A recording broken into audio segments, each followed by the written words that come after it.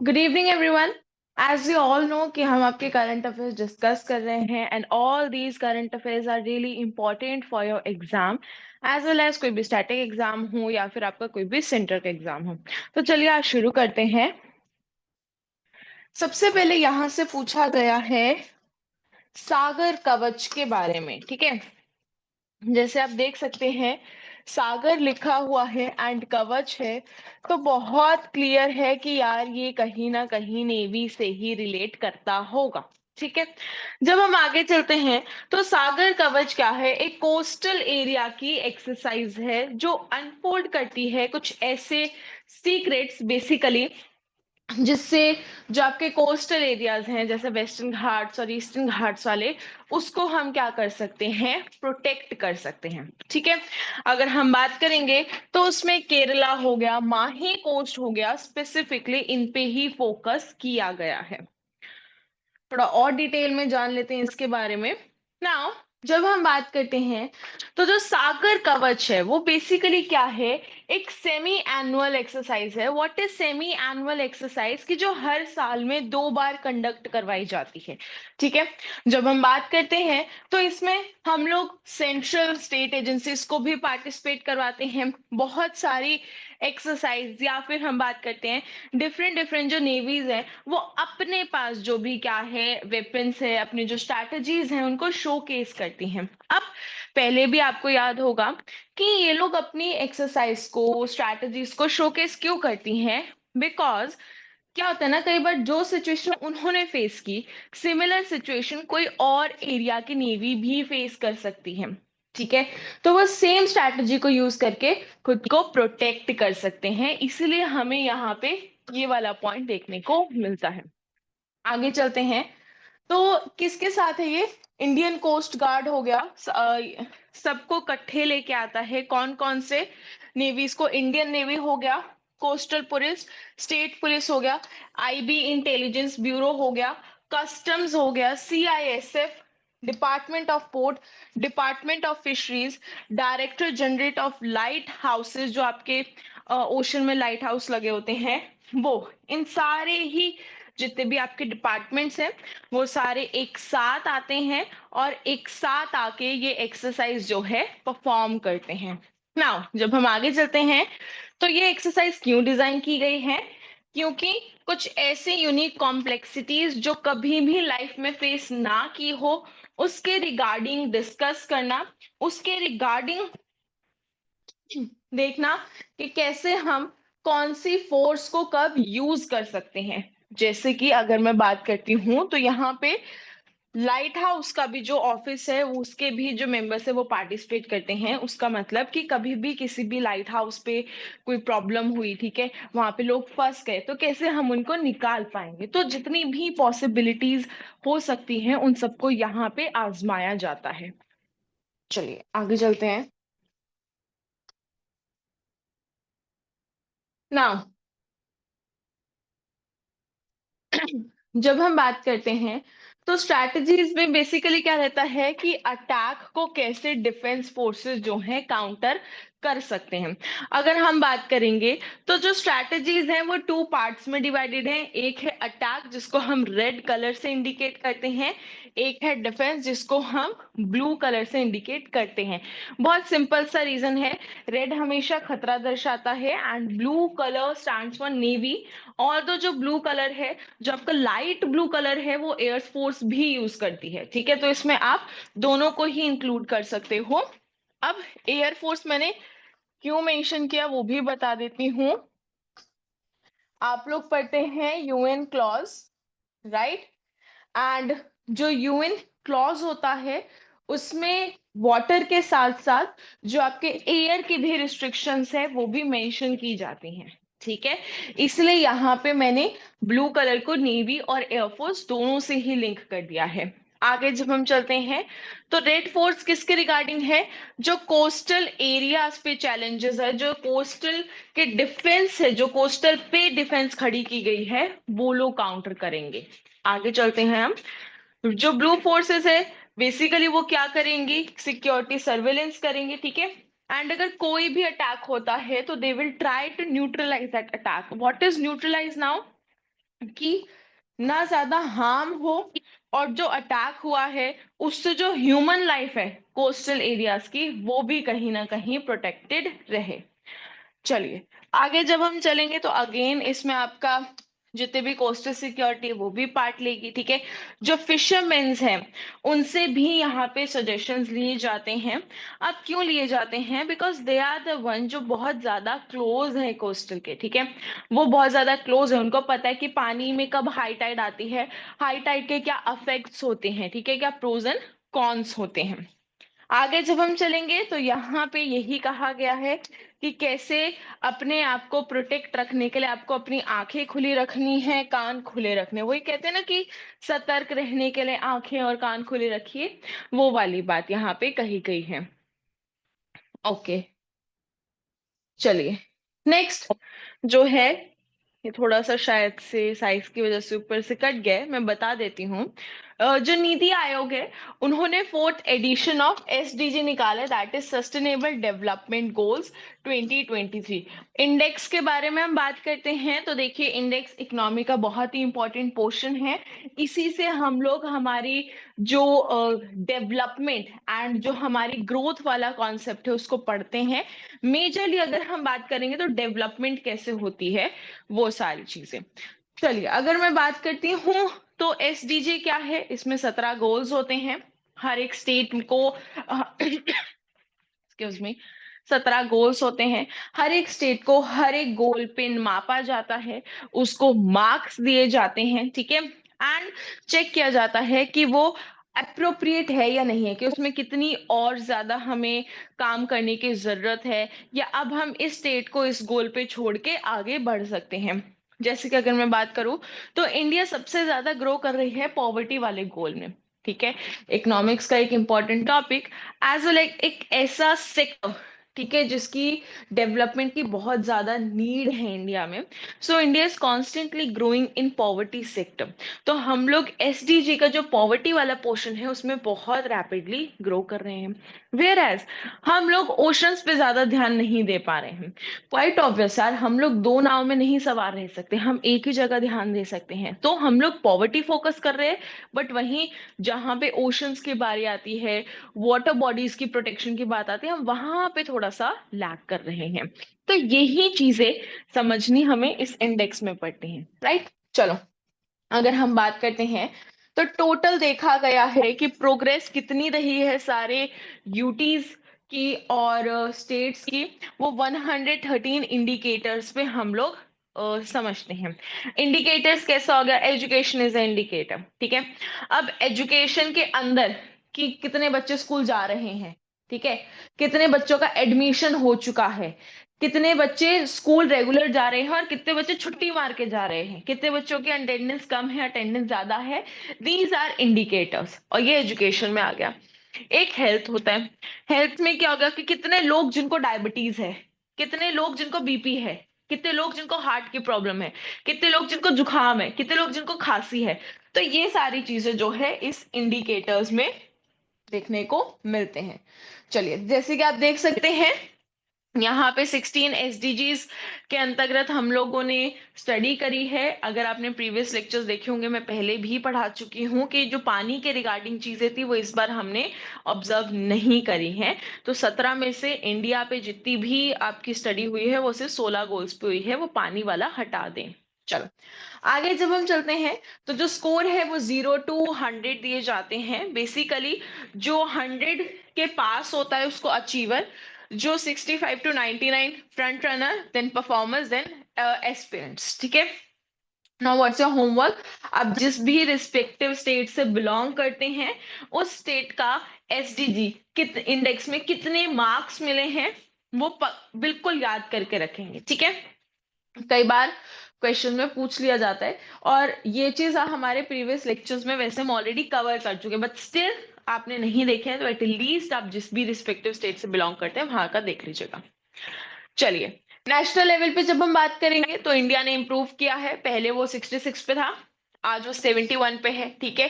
Progress देखने को मिली है। सबसे पहले गोल 1 पे नो पॉवर्टी, देन 8 पे decent work, economic growth, yes economic is growing and yes work space decent बन रहा है। क्लाइमेटिक एक्शन हो गया, इन गोल्स पे हम लोग क्या है, अच्छा काम कर रहे हैं। नाउ जब हम आगे चलते हैं तो इसी काम के लिए कुछ योजनाएं निकाली गई हैं, जैसे गोल 11 के लिए प्रधानमंत्री आवास योजना, गोल 6 के लिए स्वच्छ भारत मिशन, गोल 3 के लिए आयुष्मान भारत, और ऐसे ही और भी पॉलिसीज हमें देखने को मिलती हैं। स्टेट यूटी की बात कर लेंगे तो टोटल इम्प्रूवमेंट बहुत अच्छी है। फ्रंट रनर में 32 स्टेट्स एंड यूटीज ये कंबाइन करके बताया गया है। 4 जो स्टेट्स है जो बहुत अच्छी परफॉर्म करती हैं, that is Meghalaya, Nagaland, Jharkhand, Bihar. Top states Uttarakhand and Kerala है, जिनका स्कोर 79 है। एंड टॉप यूटी कौन सी है आपकी, that is your Chandigarh.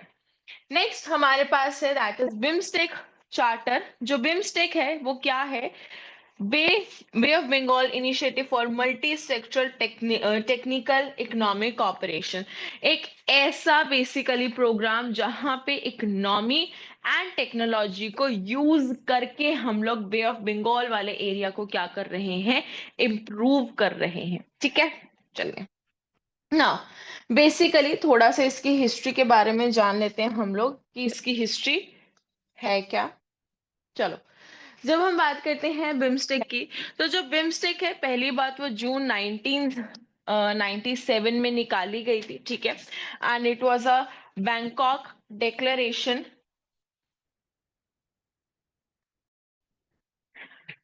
So what is BIMSTEC, जब हम बात करते हैं एक मल्टी सेक्टरल एक तरीके का बॉन्ड या फिर एक तरीके का ट्रीटी जिसमें हम लोग बे ऑफ बंगाल को कैसे मल्टी सेक्टर से ग्रो कर सकते हैं। ठीक है, जैसे कि इसमें अपने टेक्नोलॉजी एंड इकोनॉमिक दोनों के ही कॉपरेशन के बारे में पढ़ा।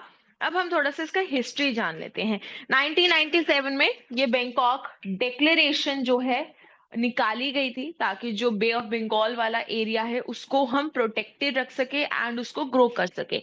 Now the major point is कि हमें क्यों प्रोटेक्ट करना है बे ऑफ बंगाल को। सबसे पहला बात, वो अगर हम बात करते हैं तो इंडिया के साथ कनेक्टेड है, ओके, म्यांमार के साथ कनेक्टेड है, ओके, इंडोनेशिया के साथ भी कनेक्टेड है, विच मीन्स कि 3 अलग अलग जगहें हैं जिसके साथ एक ही कॉमन वाटर बॉडी जो है कनेक्टेड है। और अगर इस वाटर बॉडी में कोई भी अटैक होता है तो इट्स क्वाइट ऑब्वियस कि वो तीनों एरियाज पे अफेक्ट करेगा, उन तीनों एरियाज को हार्म करेगा।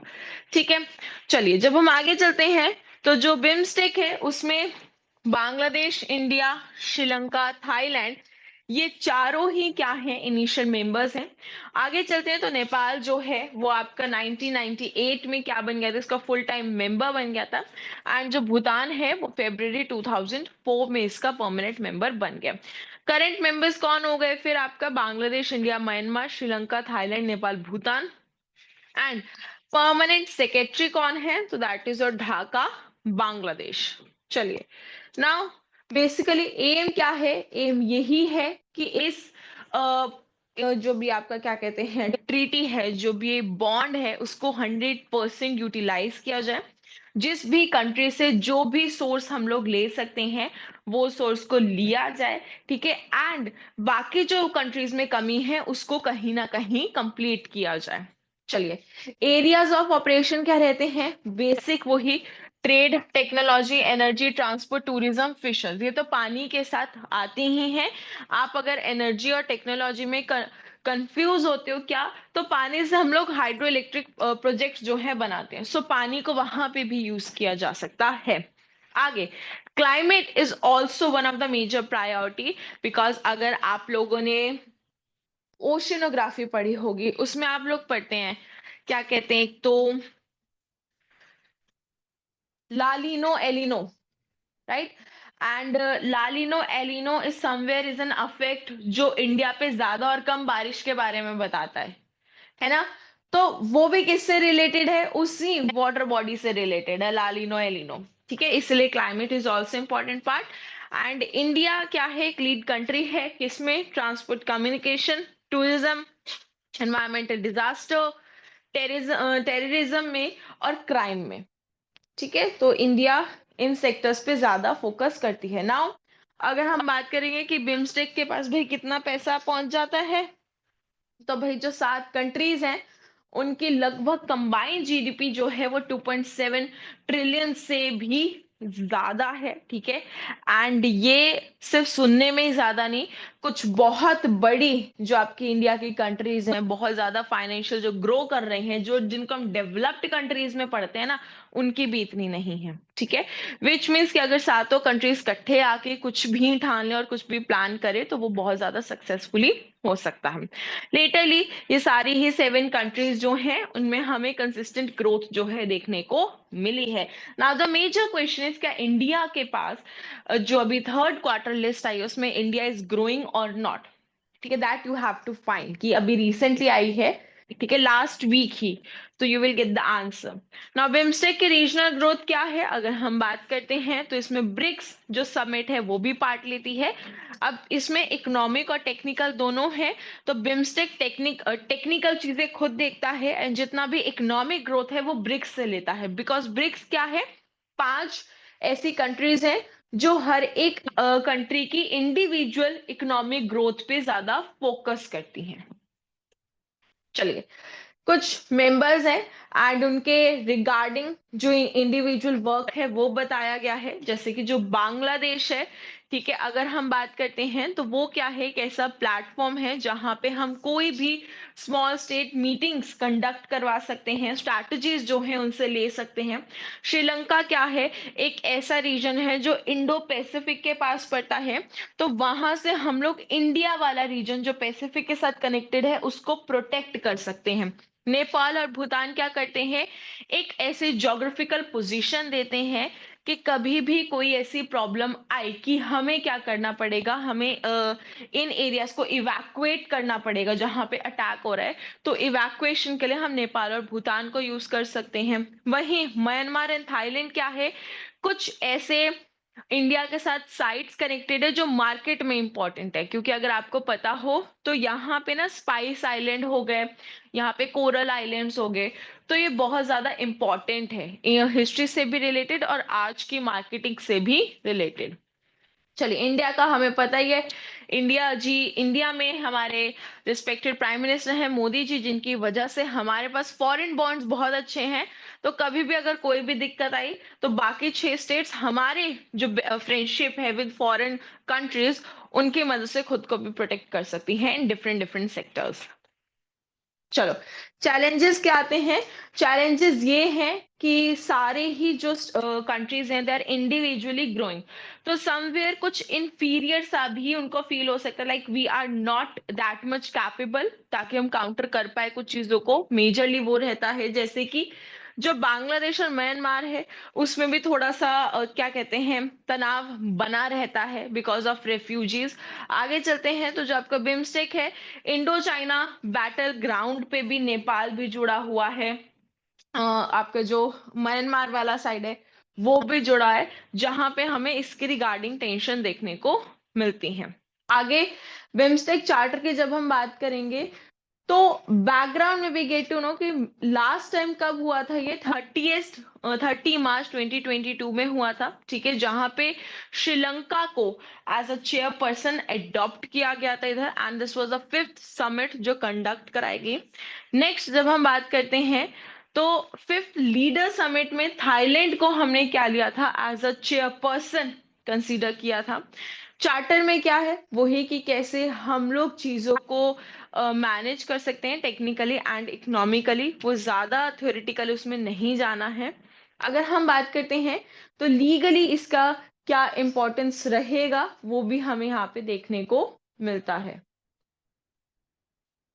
चलिए, नेक्स्ट है कि रिसेंटली भाई ब्लू प्लैनेट प्राइज जो है वो दिया गया है, ठीक है। Now the blue planet prize जो है, ठीक है, वो हर साल दिया जाता है बाय जापान आशी ग्लास फाउंडेशन।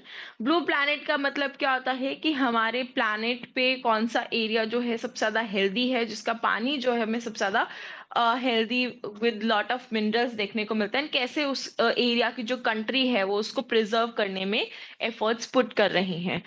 चलिए, अगर हम बात करते हैं, इट इज अ फाउंडेशन जो आपका science practical contribution solving global problems के बारे में है।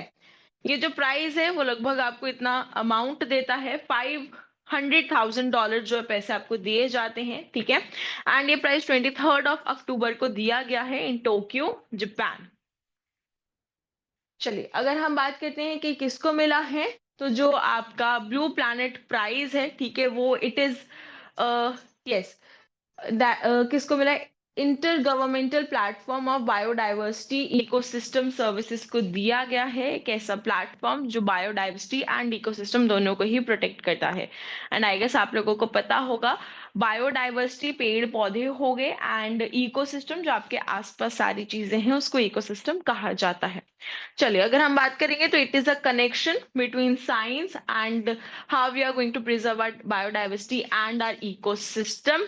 इसमें भी सस्टेनेबल गोल्स रिफ्लेक्ट होते हुए दिखाई देंगे। एक चीज आप गांठ मान लीजिए, 2030 तक इंडिया में जो भी समिट हो रही है, चाहे वो बायोफ्यूल्स के रिगार्डिंग हो, चाहे इकोनॉमिक के रिगार्डिंग हो, चाहे टेक्नोलॉजी के रिगार्डिंग हो, जो भी सेक्टर रहेगा, सस्टेनेबल डेवलपमेंट गोल्स जो हैं हमेशा हाईलाइट होंगे। मैंने पहले भी आप लोगों को कहा था कि 17 सस्टेनेबल गोल्स हैं, ठीक है, उनको याद कर लीजिए, बिकॉज कई बार क्वेश्चन डायरेक्ट आता है that which of the following is not a part of sustainable development goals. ठीक है, चलिए, अगर हम बात करते हैं तो कंट्रीब्यूशन क्या है, कि कैसे हम एनवायरनमेंट को एंड हमारे इकोसिस्टम को प्रोटेक्टेड बना सकते हैं। यहाँ पे जैसे टूल्स यूज होते हैं, that is environmental, social governance, तीनों को यूज करके सस्टेनेबल प्लान्स जो हैं आपके दिए जाते हैं। अब कौन है ये लोग? सो ये एक IPBES जो है, ये 2012 में स्टैब्लिश की गई थी जर्मनी में, ठीक है, जिसका मेजर मकसद ही यही था कैसे इकोसिस्टम एंड जो बायोडाइवर्सिटी है उसको कंजर्व किया जाए। फंक्शन वही है, how we are going to protect our biodiversity and ecosystem. जो क्लाइमेट चेंज है उसको कैसे हम लोग कंट्रोल कर सकते हैं, बायोडाइवर्सिटी पे कैसे कैसे डिफरेंट पॉलिसीज बना सकते हैं। एंड इसी के रिगार्डिंग ये डिफरेंट डिफरेंट आपकी क्या देता है, जो रिपोर्ट्स है वो भी सबमिट करता है। और इसी के साथ ये वाला जो लेक्चर है वो आपका यहीं पे एंड हो जाता है। अगर आपको इस लेक्चर की PDF चाहिए होगी तो डिस्क्रिप्शन लिंक में देयर इज अ लिंक, आप उसको क्लिक करके टेलीग्राम चैनल से PDF डाउनलोड कर सकते हैं। Thank you everyone and have a really nice day.